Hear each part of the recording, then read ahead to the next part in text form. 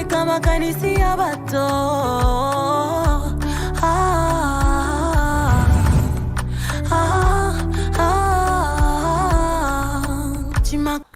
Shalom, Shalom bénisse très abondamment. C'est toujours pour nous un honneur et un plaisir que de nous tenir devant vous et de partager la parole de Jésus-Christ. Permettez-moi de prier.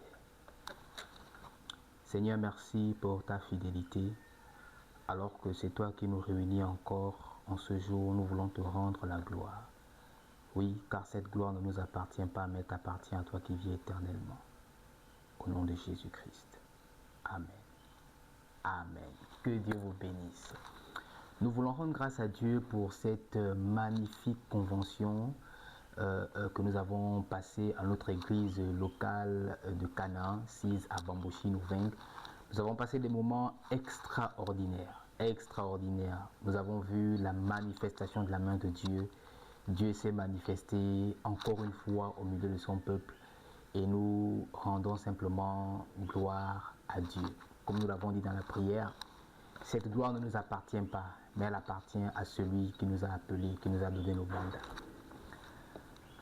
Mesdames et messieurs, chers internautes, nous voulons rentrer dans une phase assez importante.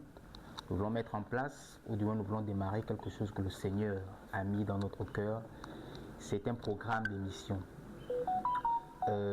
L'émission s'intitule Les mystères, ou du moins connaître les mystères de Jésus-Christ. Et nous sommes à notre première édition. Et dans cette première édition, nous sommes également à notre première vidéo. Alors je veux attirer ton attention. Les émissions ne seront pas très longues. Nous allons prendre soin de pouvoir tourner des émissions maximum de 30 minutes. Pour pouvoir, n'est-ce pas, permettre à chacun d'entre vous de partager ces émissions, de massivement partager dans vos différents réseaux sociaux. Nous remercions nos partenaires, ceux qui nous accompagnent dans ce que nous faisons. Nous remercions Intic Gabon qui, n'est-ce pas, est au cœur de la production de tout ce qui est visuel, de tout ce qui est audio, de tout ce qui est flyers, banderoles, etc. Nous remercions l'Église des disciples qui est un partenaire important pour nous. Nous remercions également l'Église des disciples Canaan qui est aussi un partenaire important pour nous. Nous remercions les personnalités, du moins les anonymes, qui nous encouragent dans ce que nous faisons. Nous ne pouvons pas les citer parce qu'il n'est pas permis de pouvoir les citer. Ce sont des personnes physiques et non des personnes morales. Donc nous vous remercions vraiment, que Dieu vous bénisse très abondamment.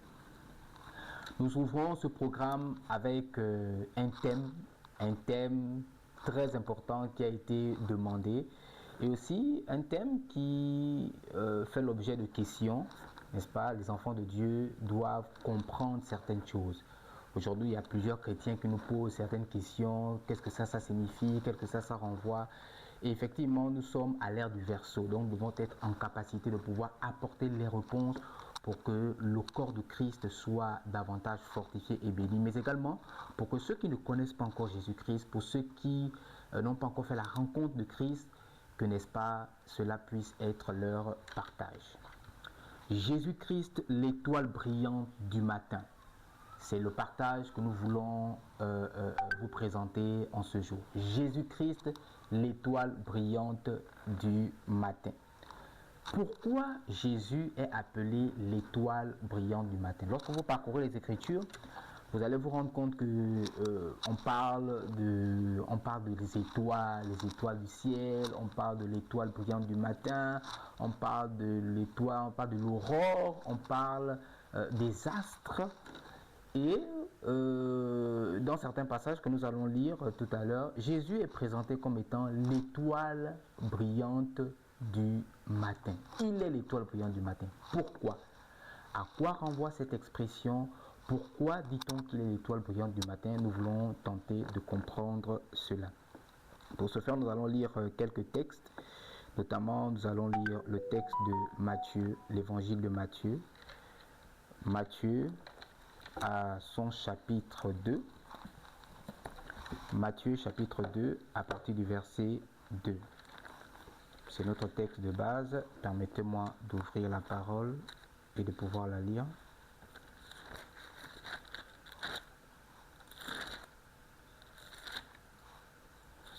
Matthieu chapitre 2 à partir du verset 2.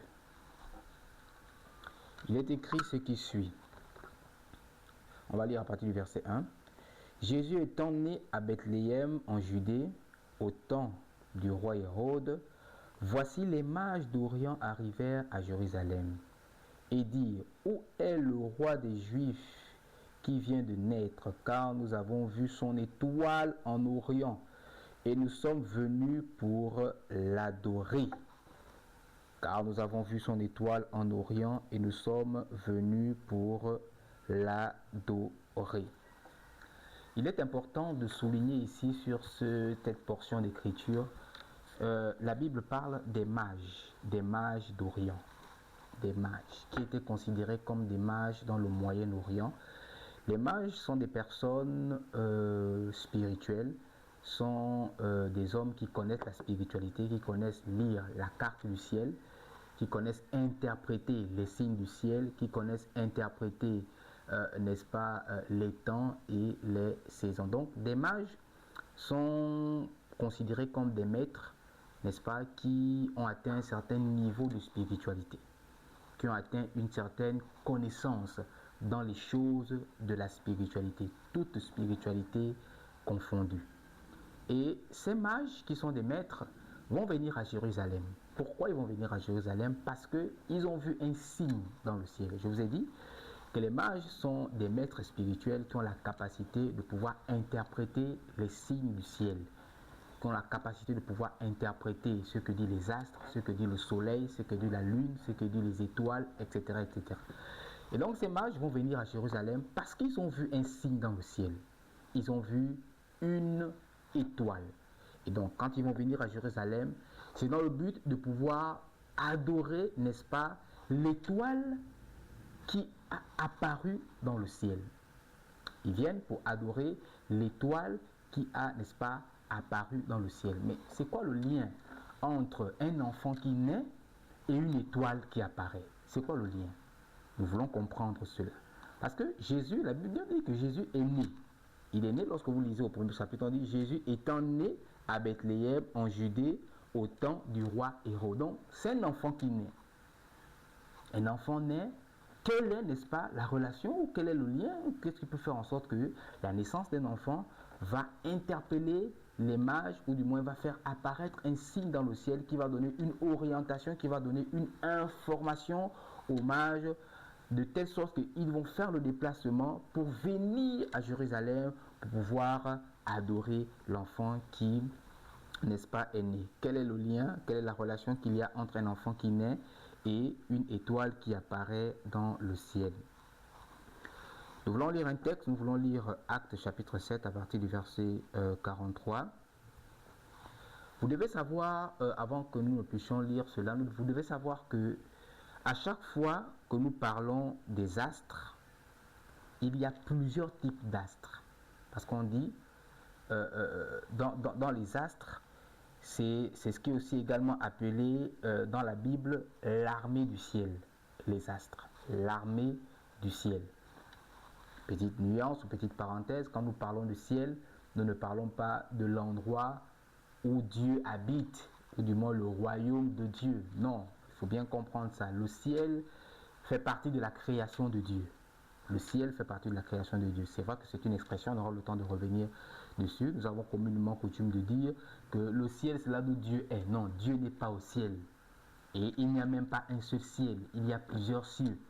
Voilà, donc Dieu n'est pas au ciel. Donc quand nous parlons du ciel, nous ne parlons pas de l'endroit là d'où Dieu réside. Également, quand nous parlons de l'armée du ciel, nous ne parlons pas de l'armée de Dieu. C'est pas la même chose, bibliquement parlant. C'est pas la même chose, spirituellement parlant. Donc, lorsque nous parlons des astres, nous parlons de tout ce qui constitue la carte du ciel. Le soleil fait partie des astres. La lune fait partie des astres. Les étoiles. Et parmi cette cartographie du ciel, les astres sont différents. Ils n'ont pas la même fonction, ils n'ont pas le même rôle, ils ne brillent pas de la même façon, etc., etc. Et le Soleil, qui est, on va dire, l'astre principal, le Soleil et la Lune, parce que c'est sur le Soleil et la Lune que les calendriers humains sont basés. Tous les calendriers humains sont basés sur le Soleil et la Lune. Pourquoi? Parce que ces astres constituent des repères importants, que ce soit dans le monde physique, que ce soit dans la spiritualité. Oui, ces astres constituent des repères très importants dans la spiritualité. Et d'ailleurs, certains peuples anciens appelaient le Soleil le grand astre ou bien la grande étoile. Parce que le Soleil est aussi constitué comme une étoile, mais il l'appelait la grande étoile. Donc l'étoile des étoiles, la grande étoile. Donc, Actes chapitre 7, verset 43. Permettez-moi de feuilleter ma Bible.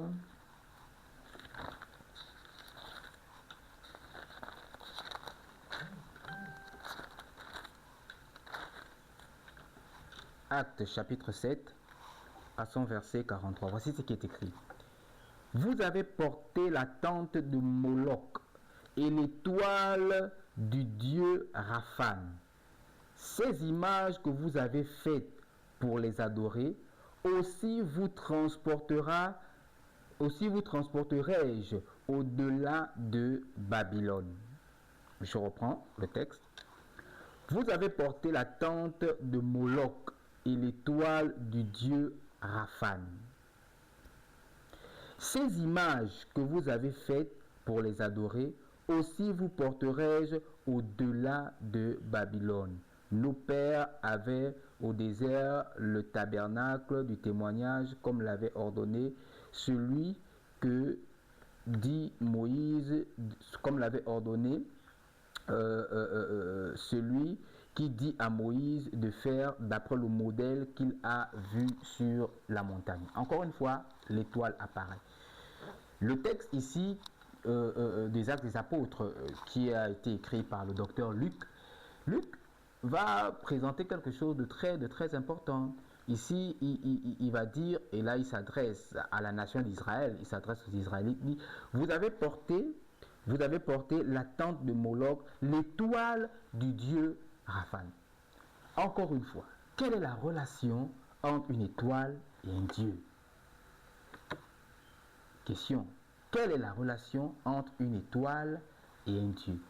Nous nous sommes posé la première question de savoir c'est quoi la relation entre un enfant qui naît et une étoile.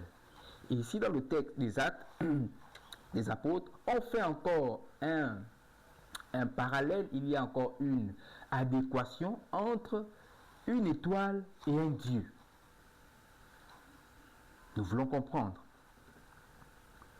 Alors, ici, nous allons encore lire un autre texte. Là, je suis en train de planter le décor, suivez-moi très bien. Je suis en train de planter le décor pour que vous puissiez comprendre là d'où on va. Chapitre 15, verset 41. 1 Corinthiens, chapitre 15, à son verset 41.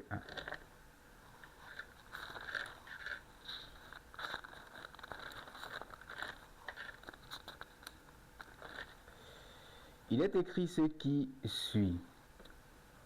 Autre les éclats du soleil, autre l'éclat de la lune et autre l'éclat des étoiles. Même une étoile diffère en éclat de l'une des autres. Ainsi en est-il de la résurrection des morts. Nous allons lire un peu plus haut pour tenter de mieux comprendre le texte. Au verset 40, il y a aussi des corps célestes et des corps terrestres. Mais autre est l'éclat des corps célestes, autre celui des corps terrestres, l'éclat. Autre est l'éclat du soleil, autre l'éclat de la lune et autre l'éclat des étoiles. Même une étoile diffère d'une autre en éclat. Ici, l'apôtre Paul fait encore une analogie entre le corps céleste, le corps terrestre et les astres. Corps céleste, corps terrestre et les astres. Il dit dans le texte Il fait une différence entre l'éclat que le corps céleste a par rapport au corps terrestre. Et il fait une analogie en prenant, pour exemple, la carte ou du moins l'armée du ciel, donc les étoiles. Il dit, le soleil n'a pas le même éclat que la lune. La lune n'a pas le même éclat que les étoiles. Et même parmi les étoiles, chaque étoile brille d'un éclat particulier. Encore une fois, les astres apparaissent. Les astres apparaissent. Les astres apparaissent. 1 Pierre, chapitre 1, 2 Pierre, pardon, chapitre 1, verset 19. 2 Pierre, nous sommes en étude biblique, donc permettez-nous de lire la parole de Jésus-Christ.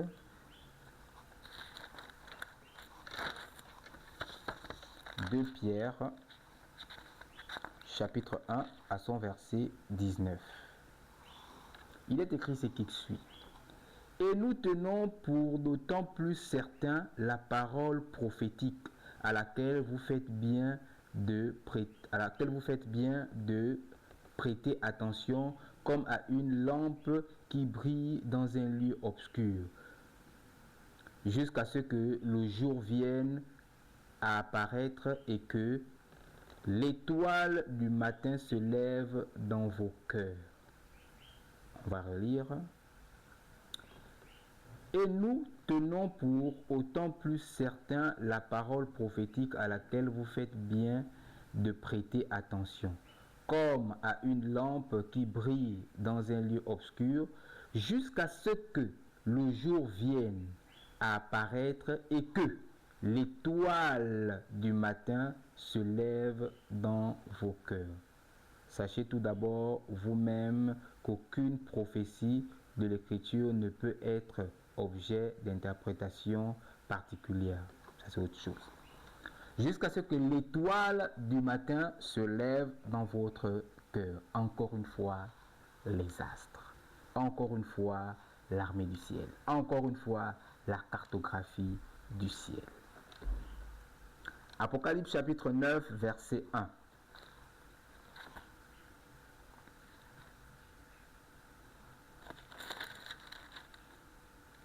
Apocalypse chapitre 9, verset 1. Il est écrit ce qui suit. Le 5e ange sonna de la trompette et je vis une étoile qui était tombée du ciel sur la terre. La clé du puits de l'abîme lui fut donnée et elle ouvrit le puits de l'abîme. Désolé. Et elle ouvrit le puits de l'abîme et il monta du puits une fumée comme la fumée d'une grande fournaise. Et le soleil et l'air furent obscurcis par la fumée du puits de l'abîme. Je relis. Le 5e ange sonna de la trompette et je vis une étoile qui était tombée du ciel sur la terre. La clé du puits de l'abîme lui fut donnée. La clé du puits de l'abîme fut donnée à une étoile. Encore une fois, cette affaire d'étoile. C'est quoi le rapport? Est-ce qu'une étoile est un être vivant pour qu'on puisse remettre la clé du puits de l'abîme à cette étoile? On va lire un dernier texte et ensuite nous dirons 2 ou 3 choses par rapport à ce que nous voulons partager. Ésaïe, chapitre 14, versets 12 à 13. Ésaïe, chapitre 14, versets 12 à 13.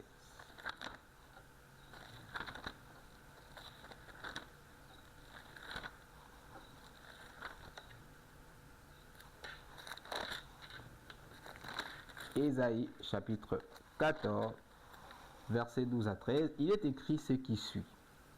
Te voilà tombé du ciel, astre brillant, fils de l'aurore. Tu es abattu à terre, toi le vainqueur des nations. Tu disais en ton cœur, je monterai au ciel, je lèverai mon trône au-dessus des étoiles de Dieu. Je m'assiérai sur la montagne de l'assemblée, à l'extrémité du septentrion. Je monterai sur le sommet des nuées. Je serai semblable au très haut. Alléluia. Que Dieu vous bénisse très abondamment.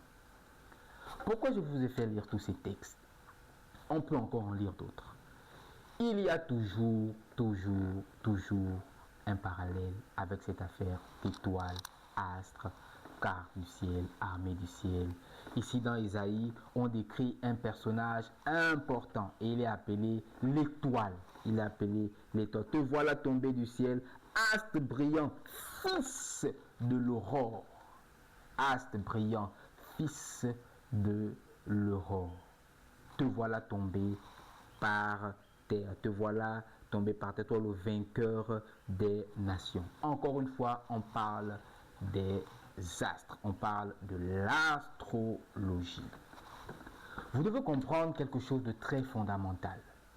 C'est que l'être humain, pour ne pas dire la création, on va d'abord parler de l'être humain, est lié à tout ce qui est comme carte céleste. L'être humain est lié à tout ce qui est carte céleste, à l'armée du ciel. Le ciel, je dis bien, je répète, quand je parle du ciel, je ne parle pas de l'endroit où Dieu réside. Je ne parle pas du trône de Dieu. Voilà, je ne parle pas du ciel présenté par la religion comme étant l'endroit où Dieu vit avec ses anges et tout. Non. Je parle du ciel comme une dimension spirituelle. Et encore une fois, la création est faite de deux pôles. Le pôle visible dans lequel nous sommes et le pôle invisible qui est appelé la spiritualité. De même que dans le visible, tout est immensement vaste, de même dans la spiritualité, il y a plusieurs dimensions de spiritualité. Il y a plusieurs lieux dans la spiritualité. Pour parler comme les Juifs, il y a plusieurs ciels. Donc quand quelqu'un vous dit, mais même quand quelqu'un sort en vampire, quand il va vous dire je suis sorti en vampire, il ne voit pas tout. Il ne voit qu'une petite portion ou une petite partie de ce que sa conscience et de ce que sa pratique spirituelle peut lui permettre de voir et d'entendre. Il ne peut voir tout. Et c'est pourquoi on parle de mystique, parce que même dans le monde spirituel, le côté mystique c'est quoi? C'est le côté caché encore de ce qui est spirituel. Et c'est pourquoi il y a des cercles ésotériques. Et c'est pourquoi il y a le principe des initiations. Bref, nous y reviendrons certainement sur toutes ces questions. Donc je disais qu'ici, l'être humain est lié aux astres. L'être humain est lié aux astres. À chaque fois qu'un enfant naît, il y a un astre qui apparaît dans le ciel, dans les lieux, dans le ciel, c'est-à-dire dans une dimension spirituelle. Il y a un astre qui apparaît.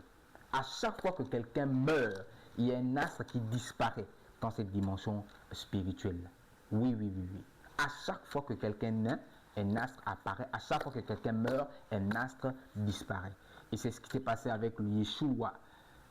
Quand Jésus est né, la Bible dit, dans le texte que nous avons lu, que les mages ont vu, ils ont reçu une information, quelque chose a apparu.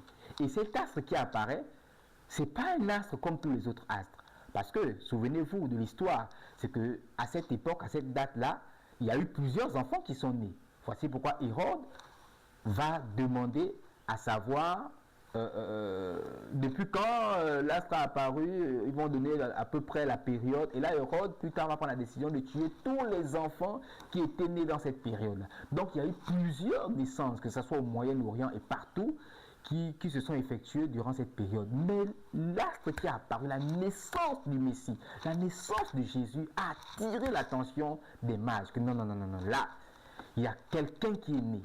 Il y a quelque chose qui s'est passé dans le monde de la spiritualité. Il y a quelque chose qui s'est produit spirituellement parlant. Et là, les mages vont faire le déplacement.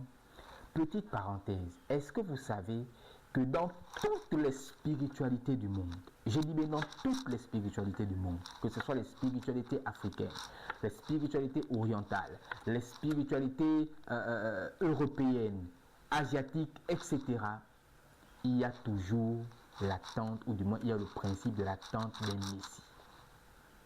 C'est pourquoi nous avons coutume de dire que Jésus, c'est-à-dire un homme spirituel ou quelqu'un qui est dans une spiritualité, qui relie ou qui dit que le Jésus-Christ n'existe pas, c'est encore un enfant dans la spiritualité. Parce que tous les maîtres spirituels vous diront que Jésus, le Christ, est le sommet de la spiritualité. Sauf qu'il y a des spiritualités qui sont restées au bas de l'échelle.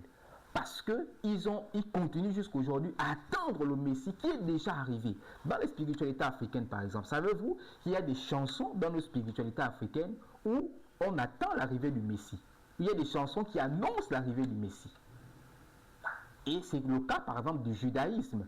Le judaïsme est resté, ou du moins une partie du judaïsme, une partie de ceux qui pratiquent cette spiritualité, ils ont resté jusqu'à aujourd'hui à attendre un Messie. Pourquoi? Parce qu'ils ont rejeté le Messie qui est venu. Et il n'y a pas que le judaïsme qui est dans cette posture. Plusieurs autres spiritualités se trouvent dans cette posture-là, où ils ont rejeté le Messie qui est déjà venu, le Messie qui était attendu dans leur propre spiritualité. Parce que dans toutes les spiritualités, il y a le principe de l'attente d'un Messie qui doit venir. Mais le Messie doit venir pourquoi? Le Messie doit venir pour rétablir toutes choses, justement. Pour rétablir la fracture qui avait été faite par les premiers, par nos pères, entre l'homme et Dieu. Et toutes les spiritualités à l'attente de ce Messie-là qui est déjà venu. Malheureusement, certaines spiritualités sont restées au bas de l'échelle. Donc les mages vont se rendre compte que non, la naissance qu'il y a là n'est pas une naissance naturelle. Je ne connais pas, on ne décrit pas la spiritualité de ces mages-là. On ne décrit pas quelle forme de spiritualité ils pratiquaient, mais on peut le comprendre ou on peut essayer de faire des propositions en étudiant la spiritualité qui, n'est-ce pas, qui était, ou du moins les spiritualités qui étaient pratiquées en ce temps-là au Moyen-Orient. Il y avait plusieurs types de spiritualité en ces temps au Moyen-Orient. Et donc ces mages-là, qui pratiquaient certainement l'une ou plusieurs de ces spiritualités-là, vont se rendre compte que celui qui est né là, l'étoile qui est apparue là, n'est pas une étoile ordinaire. Et ils vont faire le déplacement pour venir jusqu'à Jérusalem. Dans quel but? Dans le but d'adorer le Messie. Dans le but d'adorer le Messie qui était né. Parce que ces mages avaient compris. Pour ceux qui lisent les textes bibliques, ces mages n'étaient pas des chrétiens. Ils n'étaient pas chrétiens. D'ailleurs, chrétiens n'existaient pas. Ces mages n'étaient pas des chrétiens. Ces mages n'étaient pas des juifs. Ils n'étaient pas dans le judaïsme. C'est pourquoi il n'y a pas cette précision-là, que les juifs ont venir. Non, non, non, non, non. C'était des hommes hautement spirituels qui pratiquaient une spiritualité ou des spiritualités diverses. Mais comme j'ai dit, et personne ne peut me contredire là-dessus, que dans toutes les spiritualités, il y a l'attente du Messie. Oui, il y a l'attente du Messie. Les spiritualités anciennes, il y a l'attente du Messie. Vous partez chez les chamans, vous partez chez les peuples sumériens, vous partez chez les peuples africains, l'Égypte antique. Il y a l'attente d'un Mashiach, il y a l'attente d'un Messie. Et ces mages ont vu que le Messie qu'ils attendaient était né. Ces mages se sont rendus compte que le Messie dont parlent nos livres sacrés, le Messie dont parle notre spiritualité, il est né.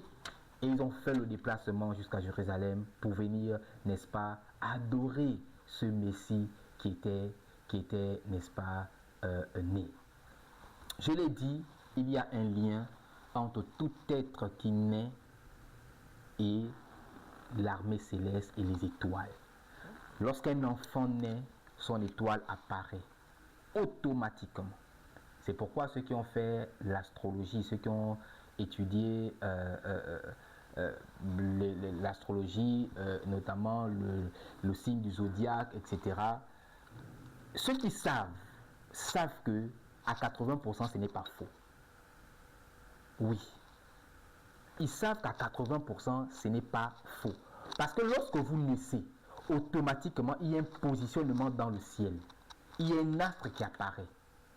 Et le fait que vous naissez dans cette période-là, dans cette date bien précise, ça détermine déjà à l'avance votre comportement, votre tempérament, ce que vous allez aimer. Pourquoi? Parce que vous naissez dans une partie, dans une partie de la création bien précise. Est-ce que vous comprenez? Vous le laissez dans une partie bien précise. C'est pourquoi vous êtes influencé, n'est-ce pas, par l'énergie cosmique de votre astre, vous influence automatiquement. Et là encore, vous n'êtes pas un homme régénéré. C'est pourquoi ceux qui basent leurs calculs sur les études, les signes du zodiaque, notamment Verseau, Poisson, etc., etc., etc. Oui, ce n'est pas faux, c'est vrai. Ce n'est pas faux, c'est une réalité. Mais vous êtes simplement contrôlé par l'influence spirituelle qui se fait au niveau de votre étoile. Ça veut dire quoi? Ça veut dire que quelqu'un a la capacité, et c'est ce qui se passe lorsqu'on envoûte les gens, lorsqu'on vole l'étoile de quelqu'un. On a la capacité, non pas de vous attaquer vous physiquement, il suffit qu'on s'attaque à votre étoile. Dès qu'on s'est attaqué à votre étoile, on peut vous manipuler comme on veut. On peut vous manipuler comme on veut. On peut manipuler vos émotions. On peut manipuler vos sentiments. On peut manipuler vos goûts. On peut manipuler vos choix. On peut tout vous faire parce que la personne a eu accès à votre étoile. De même, on peut vous détourner de votre avenir parce qu'on aurait eu accès à votre étoile. À chaque fois qu'un enfant naît, il y a une étoile qui apparaît dans le ciel. Et c'est ce qui s'est passé pour le maître. Au-delà des êtres humains, vous devez comprendre que les êtres célestes sont aussi représentés comme étant des étoiles. Oui, les êtres célestes sont représentés comme étant des étoiles. Nous l'avons lu. L'un des principaux êtres célestes, ou du moins celui qui est présenté par les religions ou par la religion comme étant l'être le plus puissant du monde des ténèbres qui est Lucifer, est présenté ici comme étant une étoile. Je rectifie ce que je dis, c'est une citation que j'ai faite, je ne la prouve pas. Lucifer n'est pas l'être le plus puissant du monde obscur même. Non, on aura l'opportunité d'y revenir. Il est présenté comme une étoile. Dans le livre des Actes des Apôtres que nous avons lu, le Messie, encore une fois, Jésus-Christ, est présenté comme une étoile. C'est pour vous dire que dans la création de Dieu, parce que les êtres célestes font partie de la création de Dieu, dans la création de Dieu, ces êtres sont également représentés par les étoiles. Lorsque vous lisez Job, on va vous dire que lorsque Dieu créa les cieux et la terre, les étoiles du ciel chantaient en chant d'allégresse. Ici, les étoiles du ciel, c'est les bénis Elohim, donc les fils de Dieu qui sont dans la création de Dieu, chantaient en chant d'allégresse. Maintenant, pourquoi Jésus-Christ est appelé l'étoile brillante du matin? Encore une fois, selon le contexte de la Bible, lorsqu'on parle de l'aurore, vous l'avez lu tout à l'heure avec moi dans le livre d'Ésaïe, on appelle Lucifer fils de l'aurore. Or, c'est quoi l'aurore? L'aurore, c'est le matin. Quelqu'un est en train de comprendre ce que j'explique. L'aurore, c'est le matin.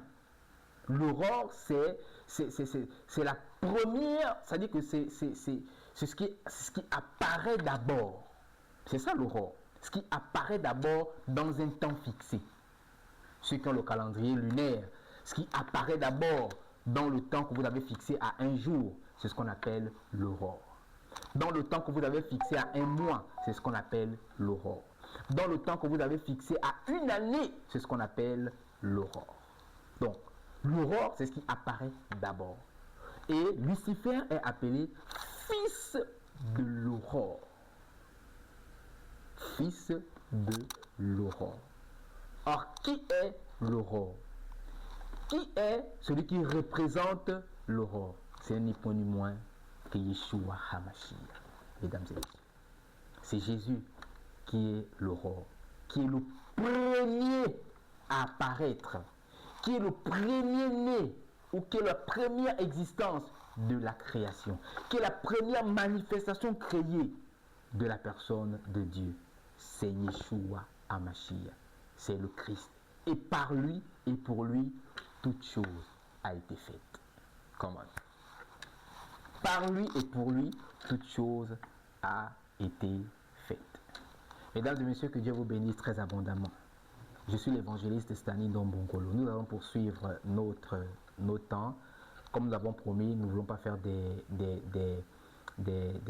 vidéos qui durent au-delà d'une certaine heure. Nous allons revenir à la prochaine édition pour mieux encore vous expliquer le principe de l'aurore et pourquoi, n'est-ce pas, pour aller un peu plus en profondeur sur le lien qu'il y a entre les Béné Elohim, donc les fils de Dieu, pourquoi ils sont appelés les étoiles, etc. Et encore une fois, les hommes également, pourquoi ils sont représentés par une étoile. Mais déjà, nous avons répondu à la problématique que nous nous sommes posée ce soir, à savoir pourquoi Jésus est appelé l'étoile brillante du matin. Or, le matin qui est représenté, qui est encore exprimé par l'aurore, c'est parce qu'il est le premier en tout. Et toute chose a été créée par lui et pour lui. Permettez-moi de prier. Père excellent, que Dieu, Seigneur, à toi soit la gloire. Mon Dieu et mon roi, je te dis merci. Merci pour tous ceux qui vont regarder cette vidéo. Que ta grâce soit abondamment leur partage au nom de Jésus-Christ. Que la gloire te soit rendue, Seigneur. Permets à ceux qui ne te connaissent pas de faire ta rencontre au travers de ces moments. Toi qui ne connais pas encore Jésus, permets-moi de prier avec toi. Et je veux que tu répètes cette prière après moi. Seigneur Jésus, merci pour ta parole. J'ai écouté ta parole. Seigneur Jésus, tu es le premier en toutes choses. Et j'ai été créé par toi et pour toi. C'est pourquoi ce soir, ce matin, cet après-midi, je te donne ma vie. Je te donne mon cœur. Prends la première place. Que ma vie t'appartienne. Je te demande pardon pour tout ce que j'ai pu commettre comme impère. À partir d'aujourd'hui, je décide de vivre pour toi. Fais-moi grâce, fais-moi don de ton Saint-Esprit, afin qu'il me guide dans la vérité parfaite. Au nom de Jésus-Christ. Amen. Que Dieu vous bénisse très abondamment. C'est votre serviteur, l'évangéliste Stanley Ndombongolo. Shalom.